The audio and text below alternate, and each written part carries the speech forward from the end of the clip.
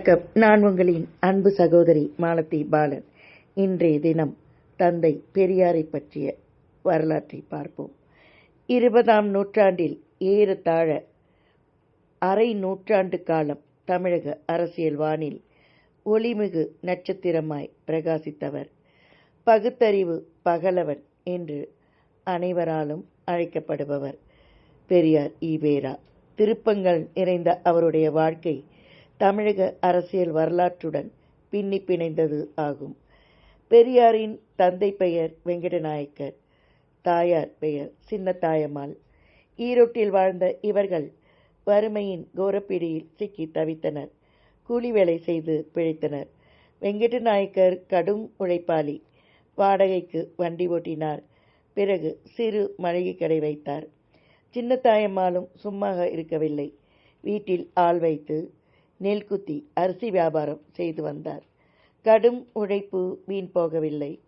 வெங்கடநாயக்கரின் சிறு மளிகை கடை மண்டிக்கடையாக ஆயிற்று. நாளுக்கு நாள் வியாபாரம் பெருக வீட்டில் செல்வம் கொழித்தது. பெரும் பணக்காரராக மாறிய வெங்கட்நாயக்கர் பக்திமானாகவும் விளங்கினார்.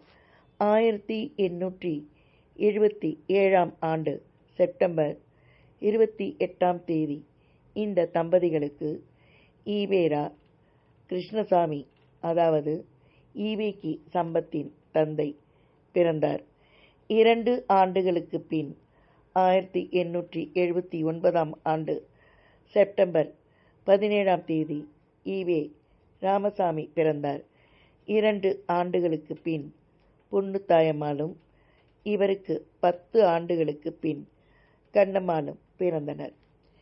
பெரியாரின் தந்தைக்கு சிற்றன்னை ஒருவர் இருந்தார். அவர் விதவை, குழந்தை இல்லாதவர்.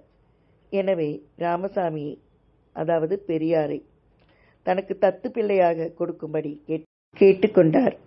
பெரியாரின் தந்தை இதற்கு சம்மதித்த போதிலும் தாயார் சம்மதிக்கவில்லை. என்றாலும் பெரியார் குழந்தை பருவம் முதல் தாய்ப்பால் குடிக்காமல் ஆட்டுப்பால் குடித்து கொண்டு பாட்டியின் வீட்டிலேயே செல்லமாக வளர்ந்தார். ஈவேராவுக்கு 19 வயதாயிற்று. நிறைய இடங்களில் இருந்து பெண் வரன்கள் வர ஆரம்பித்தன. ஆனால் சின்னத்தாயம்மாளின் ஒன்றுவிட்ட தம்பி மகளான நாகம்மாளை மணக்க பெரியார் விரும்பினார். பெண்ணின் குடும்பம் வசதி இல்லாதது. இதனால் நாகம்மாளை தன் மகனுக்கு மணமுடிக்க வெங்கட்நாயக்கருக்கு விருப்பமில்லை. எனினும் பெரியார் தன் முடிவில் உறுதியாக இருந்து நாகம்மாளை மணந்தார். பெரியாருக்கு திருமணமாகி 2 ஆண்டுகளுக்கு பின் ஒரு பெண் குழந்தை பிறந்தது. ஆனால் 5 மாதங்களுக்கு பின் அக்குழந்தை இறந்துவிட்டது. அதன் பிறகு குழந்தையே இல்லை அவருக்கு. 1929ஆம் ஆண்டு மலேசிய நாட்டிற்கு சென்று சுயமரியாதை கொள்கை பற்றி பிரச்சாரம் செய்தார். 1932இல் எகிப்து, கிரீஸ், துருக்கி, Russia, Germany, England, Spain, France, Portugal ஆகிய நாடுகளில் சுற்றுப்பயணம் செய்தார். 20/6/1932இல் இங்கிலாந்தில் 50,000 தொழிலாளர்கள் கூடியிருந்த கூட்டத்தில் பேசினார்.